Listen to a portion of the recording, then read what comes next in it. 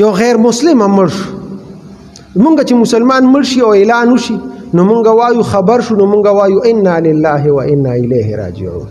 مونږ دا کلمات وایو چې الله بس مونږ ستایو او ستا طرف ته رجوع کو. یو کافر مړ شو، غیر مسلم مړ شو، اچانک تاسو ته یو یار دی او دوست دی او خامخا تعلقات وی غیر مسلم سره، او چته څوک مړ شو تا وریدل چې هغه فلان کې مړ شوی دی، نو اوس پته انا لله و انا الیه راجعون به وي او که به نه وي. نو علماء لیکلي دي فقهاو وایي په دغه ټیم کې به ته خپل مرګ ځان ته حاضر کړي، د هغه په مرګ باندې به انا لله نه وي، خپل مرګ به ځان ته حاضر کړي چې یاره زه به هم یو ورځ مرم، انا لله و انا الیه راجعون. دې خبره باندې پوه شوې که د کافر په مرګ باندې د غیر مسلمه په مرګ باندې به انا لله نه وي، دغه ټیم کې به ته ځان ته خپل مرګ رایات کې او به انا لله و انا الیه، یعنی مونږ د خدای یو او خدای طرف ته به ځو، بس داسې به ووي. غیر مسلم په مرګ باندې به انا لله نه وي. دویمه مسله دا ده چې دا بعضې خلک حج لذي عمره لذي الته یا خلکو له کپړه ورکړي وي دا راله الته د زمزم په اوبو باندې ووینځه، دا زما کفن دی. آیا تبرک په دې باندې حاصلول د زمزم په اوبو باندې خپل کفن لمدول او تبرک په دې حاصلول دا جایز دي که ناجایز دی؟ حضرت عمر رضی الله تعالی عنہ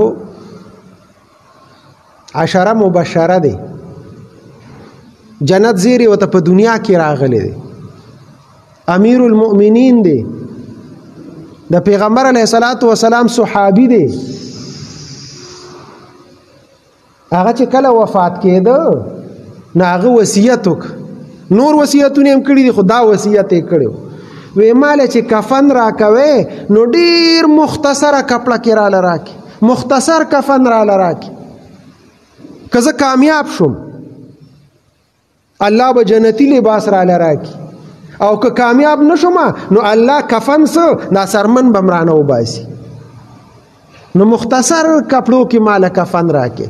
حضرت عمر په زمزم په اوبو ځان له کفن انځلې نو، یعنې بیا به یې ښودی چې دغه کفن راله راکړي چې یاره ځکه دا زمزم په اوبو باندې انځلې شوی دی. یو صحابي نه دا نه ده ثابته چې هغه خپل کفن د زمزم په اوبو باندې انځلي وي. نو د زمزم په اوبو باندې کفن انځل تبرک نشته عزتمند.